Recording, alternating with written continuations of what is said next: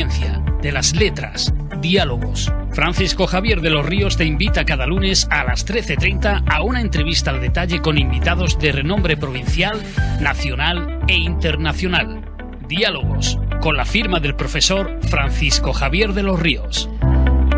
Buenos días, 1:32 de la mañana del lunes 20 de abril y vamos a dar comienzo a nuestro programa semanal de diálogo. Y hoy con una entrevista para mí que me hace mucha ilusión. Es la doctora Casiana Muñoz Tuñón. Nacida en Córdoba, es una de las astrofísicas más destacadas de España, licenciada en Ciencias Físicas por la Universidad de Granada y doctora en Astrofísica por la Universidad de La Laguna. Ha desarrollado toda su carrera investigadora en el Instituto de Astrofísica de Canarias, el IAC, donde actualmente ejerce como su directora. Es experta en la formación y evolución de galaxias, investigadora principal del proyecto internacional Estallido y dirige el grupo de calidad del cielo del IAC. Además de una excelente trayectoria científica, es una apasionada divulgadora y ha recibido importantes reconocimientos. Medalla de Andalucía de la Investigación, la Ciencia y la Salud en el pasado 2025, Bandera de Andalucía 2025, que es un galardón que otorga la provincia de Córdoba y también se entrega el mismo día de Andalucía. Tiene un instituto en Córdoba que lleva su nombre. Es una mujer, tiene también el premio de Mujer Canaria del Orfeón de la Paz en el 22, una distinción recibida en Tenerife por su labor y liderazgo en el campo de la astrofísica y protección de los cielos, medalla de la ciudad de Córdoba, reconocimiento como referente científica, ha sido incluida en diversas iniciativas como Proyecto Buscamos Científica, que destacan su papel como modelo para niñas y jóvenes en carreras STEM. Investigadora principal de Estallido, lidera este proyecto de colaboración nacional que busca entender la formación estelar en galaxias cercanas y lejanas. Y creo que es el momento de darle las buenas tardes a la doctora Muñoz Tuñón. Doctora Muñoz Tuñón, buenas tardes. Hola, buenas tardes, Javier. Buenas tardes. De verdad, lo he dicho hace un momento, para mí es un verdadero placer y un privilegio tenerla con nosotros, casi en su casa, porque sabemos que mantiene un vínculo muy especial con Peñarroya Pronuevo, al que regresa cada año. Desde Córdoba hasta las Cumbres Canarias, su trayectoria ha iluminado el estudio del universo y ha inspirado a muchas personas a mirar las estrellas con curiosidad y rigor.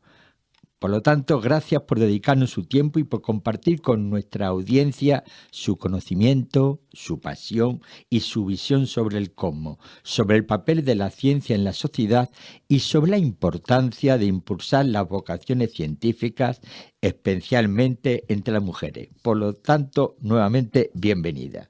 Y para no demorarnos más, voy a empezar a hacerle preguntas que estoy convencido que nuestros oyentes desean escuchar sus reflexiones. ¿Cuándo descubriste que querías dedicarte a la astrofísica? Yo sabía que quería dedicarme a la ciencia, después de tener que elegir en el bachillerato, donde yo estudié en el Góngora, en Córdoba. Entonces yo, cuando tuve que elegir, me decanté por la ciencia, pero debo decir que me gustan todas las demás disciplinas también. Y bueno, yo estudié ciencias físicas, y en realidad mi encuentro con la astrofísica fue un poco casual, porque me dieron una beca para hacer el doctorado en el Instituto de Astrofísica de Canarias. Y realmente ahí fue la primera vez que yo me enfrenté con la física para entender el universo. Y desde entonces creo que fue casual y, como muchas cuestiones en la vida, se convirtió en un regalo. Fue un descubrimiento, algo que surgió sin proponérmelo y que marcó toda mi vida. ¿Y qué ha sido lo más determinante en tu carrera científica? Lo más determinante, seguramente yo he aprendido mucho con toda la gente a la que he conocido, pero si quieres ser en concreto, para mí fue muy importante darme cuenta de cómo de fundamental es que la observación astronómica se haga desde un lugar que nos permita ver toda la realidad del universo. Es decir, para mí fue muy importante descubrir que los telescopios tienen que ser grandes, que los telescopios tienen que estar modernizados, es decir, tener las técnicas adecuadas y que tienen que estar en los lugares que son más especiales. Porque todo eso, en realidad, significa que la astronomía es una ciencia que necesita los mejores datos posibles. Entonces, para mí es determinante saber que la astrofísica tiene que estar ligada o atada o en consonancia con lo que nosotros podemos observar. Para mí, aunque la astrofísica no es una ciencia experimental, sí es una ciencia que se basa en datos que tienen que ser muy buenos. Entonces, para mí eso ha sido determinante. Yo creo que sin eso no se puede avanzar en el estudio de la astronomía o en el conocimiento del cosmos. ¿Y cómo ha evolucionado la astrofísica en España desde que comenzaste hasta hoy en día? Ha evolucionado muchísimo. De hecho, yo, como me imagino que muchos de mis contemporáneos podrían decir, tenemos la suerte y el reto de vivir en una época en la que ha habido avances tecnológicos tremendos en nuestra escala de vida y nuestra escala de vida activa. Inicialmente, cuando yo empecé a tener un espectro, que básicamente es, en una galaxia tú tienes como con el conocimiento de cuánto es lo que emite esa galaxia en la luz a distintos colores de la radiación. Eso en un momento dado, cuando yo empecé con el espectro de una galaxia o de varias galaxias, había muchísimo que trabajar. Ahora nosotros tenemos información de datos que además están disponibles para cualquiera de miles de galaxias simultáneamente. Podemos analizar todos esos datos simultáneamente. Tenemos la recuperación, la posibilidad de tener todos esos datos en discos de nuestro ordenador disponibles para tratar en todo momento. Entonces, te puedes imaginar que eso cambia completamente nuestra percepción del conocimiento, de la información y tenemos que necesariamente adaptarnos a toda la información para sacarle partido como merece. Entonces el cambio ha sido, yo diría, tremendo. Pero bueno, cualquier persona que me escuche también habrá vivido sin teléfono móvil, habrá vivido sin internet, habrá vivido, pues eso es lo que me pasó a mí. Entonces quizás los más jóvenes no lo comprendan tanto, ellos no conocieron la cinta de oír música, nosotros sí, pero hemos tenido que adaptarnos mucho. O sea, la astrofísica, como la ciencia en general, pero la astrofísica en particular, ha tenido un desarrollo, sobre todo en datos y acceso a esos datos, increíble. Totalmente de acuerdo. Los que tenemos una edad hemos vivido otras experiencias. Yo empecé trabajando con tarjetas perforadas. Ya con eso ya te digo bastante. Bueno, si tuviese que explicar a alguien que nos esté escuchando y que no sea profesional de la materia, ¿qué es un brote de formación estelar y por qué son clave? Un brote de formación, estallidos, que Javier, tú te referiste al proyecto este que yo lidero, fue el modo que encontramos de traducir una palabra en inglés que es starburst. Starburst es un brote de formación estelar que básicamente representa que en un volumen del espacio, de un modo casi simultáneo, se forman miles o millones de estrellas. Eso es muy importante porque cuando una nube de gas se colapsa para formar esos miles de estrellas o millones de estrellas, las estrellas suceden de muchos tipos y hay muchas de ellas que son muy luminosas, muy brillantes y algunas son muy explosivas, las famosas supernovas. Entonces un brote violento de formación de estrellas produce mucha luz, produce mucha masa y produce mucha energía. El que produzca mucha luz le da un potencial increíble y es que estos brotes que suceden en galaxias a todo lo largo de la historia del universo, como son muy brillantes, nos permiten ver galaxias que están muy lejanas. Entonces son de alguna manera como antorchas que nos permiten seguir la evolución de las galaxias.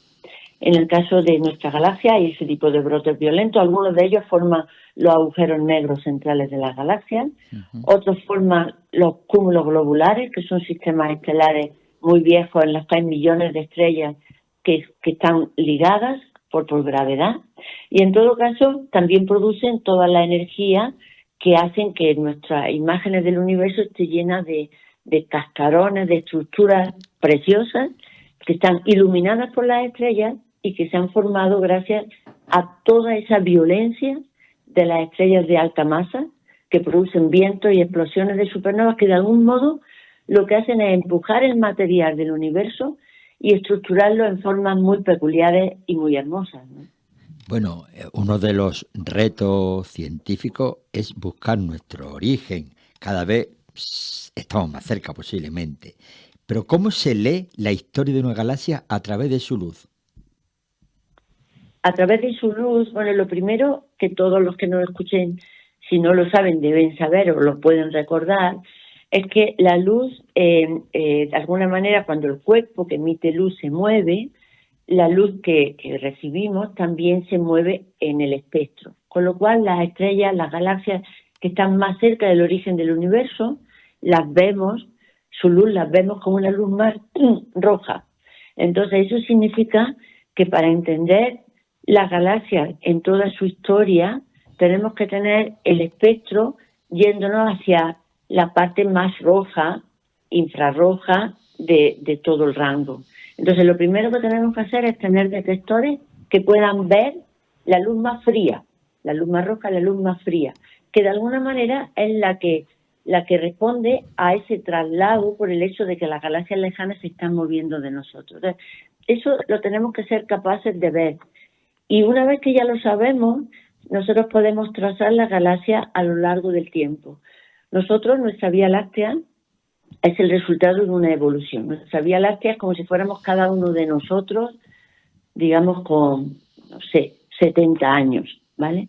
Entonces, nosotros lo que queremos saber es cómo nació la Vía Láctea. En particular, nuestra Vía Láctea es una galaxia espiral.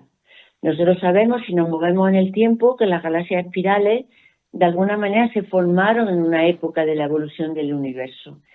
Queremos saber cómo se formaron. Sabemos, si vamos más allá, que las galaxias iniciales eran más deformes, más grumosas, más amorfas, y que todas ellas estaban en un volumen mucho más pequeño, porque el universo se expande.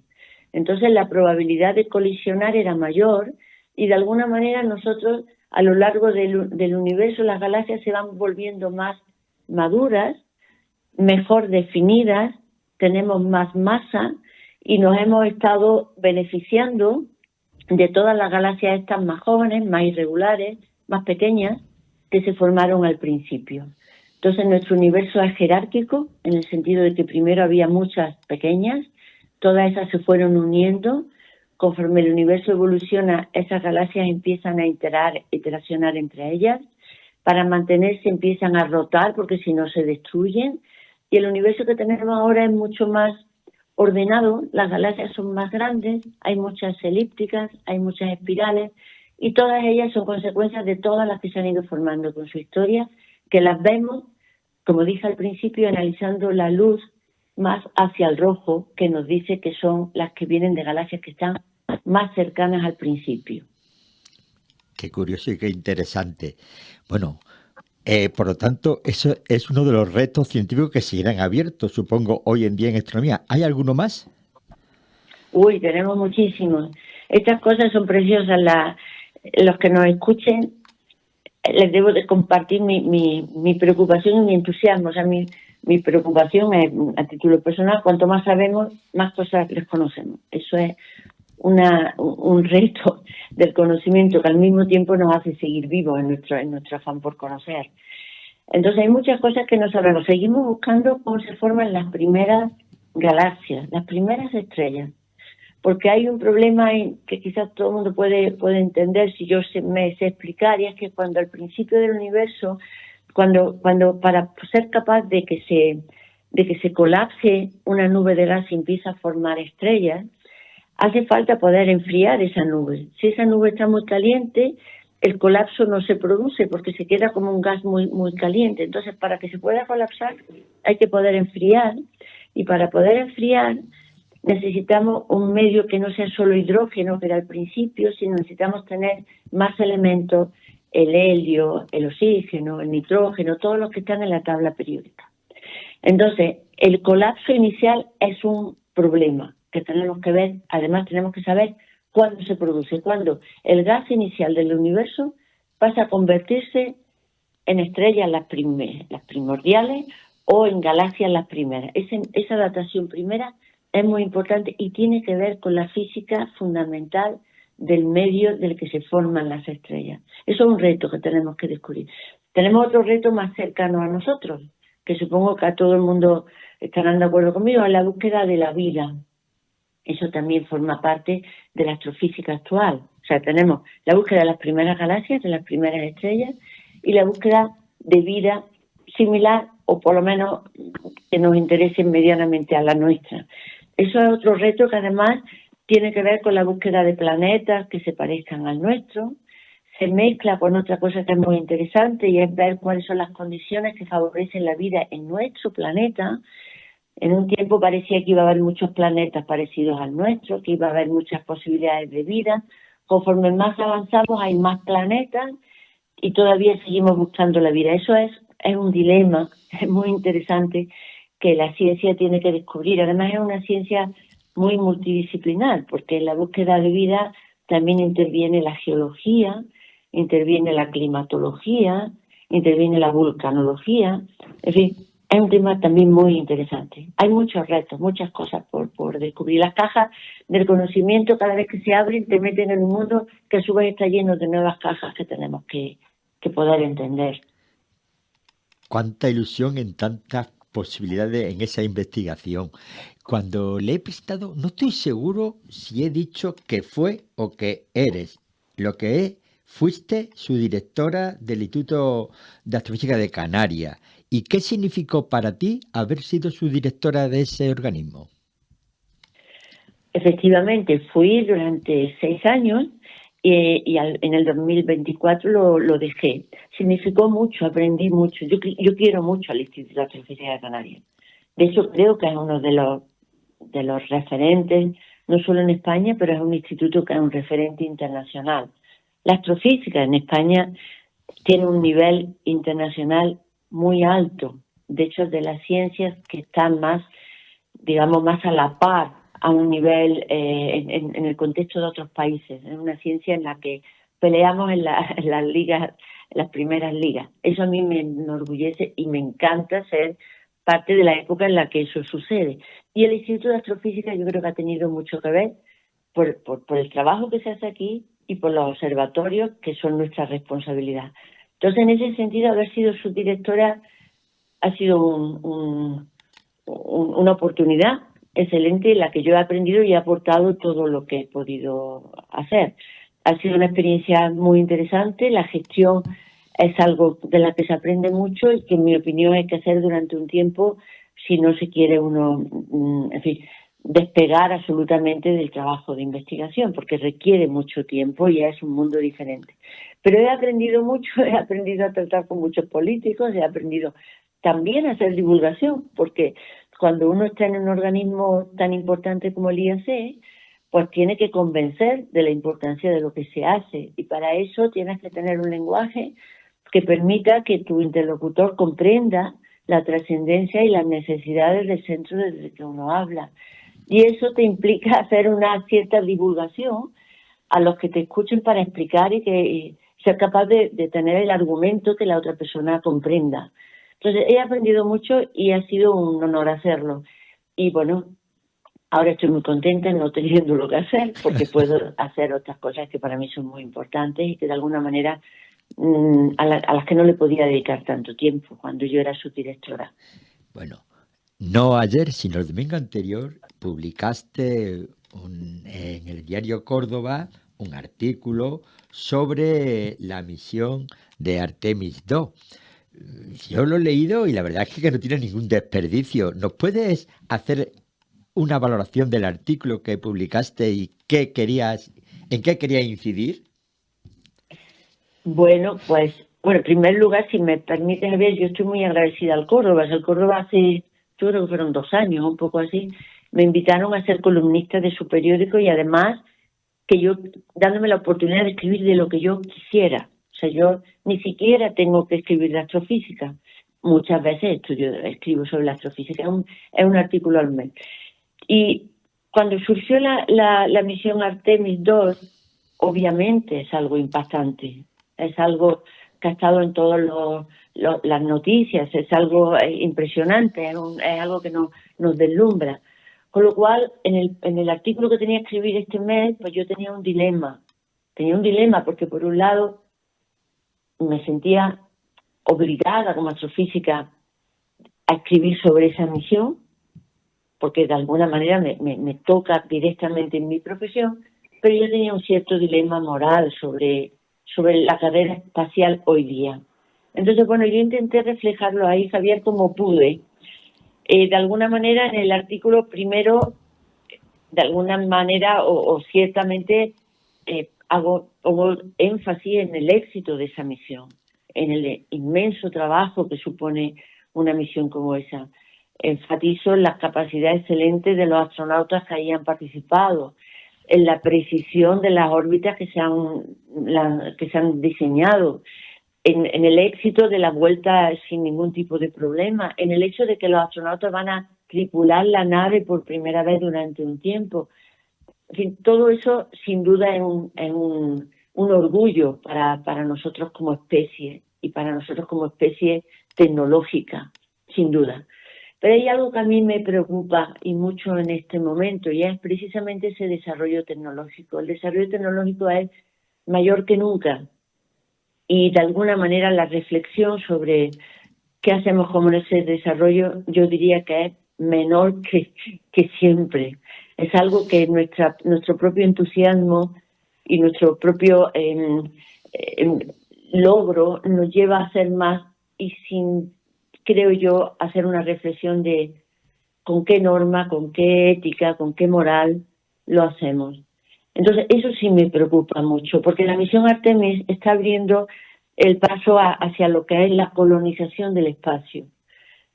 Que bueno, en sí mismo la palabra colonización, pues ya sabemos que tiene términos que no son tan bonitos, otros podrían serlo mucho, pero en particular eso va detrás de empresas que tienen mucho interés económico. En concreto, Artemis tiene una financiación importante de SpaceX, que saben que es la empresa que está lanzando las megaconstelaciones de satélites. Yo trabajo también en la delegación española en Naciones Unidas y bueno, mi trabajo ahí es, yo qué sé, ahora lo siento un poco como predicar en el desierto, pero es algo que no hay que dejar de hacer. Y es que las megaconstelaciones de satélites no se pueden lanzar sin que haya un criterio ni de recogida de la basura espacial, ni de control del brillo de esas constelaciones de satélites que hacen que el cielo sea brillante. O sea, tenemos que tener mucha más responsabilidad con la tecnología que estamos desarrollando. Y me temo que eso no está, o sea, vamos mucho más rápido en el desarrollo tecnológico que en la reflexión sobre la tecnología. Y yo creo que eso hay que reivindicarlo, hay que pensarlo. Seguramente esa misión en el futuro podría tener unos efectos beneficiosos para la humanidad tremendos, pero yo creo que tenemos que asegurarnos de que no tiene también beneficios, efectos nocivos. Sin eso, la tecnología sin moral o sin ética es una desgracia, no debemos seguir con ella. Entonces creo que las dos cosas tienen que ir a la par. Y en ese sentido escribí en el artículo que, como te digo, primero pensé en escribir, porque tengo esa pega sobre ese desarrollo. Pero por otro lado digo, bueno, yo simplemente muestro el gran potencial que supone y las cosas que tenemos que también perseguir como seres humanos. Somos seres pensantes y tenemos el deber de reflexionar y de alguna manera ser coherentes con lo que estamos desarrollando. No podemos ser una especie tecnológica infantil que hace daño después de yo no fui. O sea, lo que pase es nuestra responsabilidad y entonces tenemos que ir adelante y con todas sus consecuencias habiéndolas pensado. La verdad es que el texto que escribiste era reflexivo, por supuesto valiente y muy actual. Y te hago una consideración. O sea, yo recuerdo, aunque ya muy lejano, aquel julio de 1969 pendiente de llegar el Apolo 11 a la Luna. ¿Qué diferencia hay entre ese viaje y este viaje? En aquel viaje no había empresas que buscasen otro fin que simplemente la investigación, ¿verdad? No, yo creo que aquel viaje fue mucho más inocente, ¿no? mucho más valiente. Fue muy, bueno, este también es valiente, pero fue muy valiente. Los astronautas que fueron, yo creo que fue Collins el que se quedó en la nave sin conexión. Ese tipo era parecido a los que se embarcaban en veleros sin saber si había otro continente al que llegar, ¿no? Entonces, bueno, los tiempos cambian. La nostalgia no mueve nada. La nostalgia en realidad solo puede llevarnos a reflexión y a valorar. En aquel viaje fue un viaje de pioneros de tecnología, pioneros de astronautas. La universidad, el universo era como si estuviéramos más cerca del universo. No era conquista espacial, era entrar dentro de lo que era ampliar nuestro mundo. Fue fascinante. Yo creo que todo el mundo recordará aquello como algo, como decía en el artículo, es como si todos hubiéramos ido en esa misión. Era un proyecto colectivo, era un proyecto precioso. Entonces, la tecnología ahora está años luz de aquello. O sea, lo que ha hecho Artemis es increíblemente más sofisticado. La nave es una barbaridad. Los astronautas tienen una preparación, o sea, estamos en otro mundo. Entonces, hay que hacer ese desarrollo. Podemos estar orgullosos de ese desarrollo. Pero el problema es que nosotros, yo no quiero tener un desapego hacia eso. Yo quiero seguir sintiéndome feliz porque eso suceda. Yo quiero seguir sintiéndome orgullosa de que eso suceda. Las empresas, claro que tienen que apoyar. Las empresas pueden tener una necesidad, un deseo lícito de ganar dinero con su inversión. Claro que es posible, pero no puede ser cualquier cosa. Nosotros tenemos que poner las reglas. O sea, en el beneficio de una empresa tiene que haber un compromiso de esa empresa. Si vuelvo a los satélites que se lanzan, esos satélites no pueden quedar ahí como basura espacial. Las empresas tienen que invertir para hacer una recogida de ese satélite de manera que es como cuando tú vas a un parque, tu basura te la traes a tu casa y la pones en el cubo de la basura. No la dejas en el parque, en el suelo, porque entonces eso es un desastre. Doctor. Entonces, de alguna manera, si las empresas tienen que tener ese compromiso, a lo mejor su empresa no es tan rentable, pero aún así puede ser muy interesante. Doctora, o sea, tenemos que tener una reflexión. Discúlpeme que le interrumpe, doctora Casiana Muñoz. Un auténtico placer hablar con usted. Nos quedamos sin tiempo y yo en estos casos lo único que puedo hacer es lanzarle el guante y si usted acepta volver a participar en la 7ª temporada sería ya. Ha sido un auténtico honor, de verdad que sí.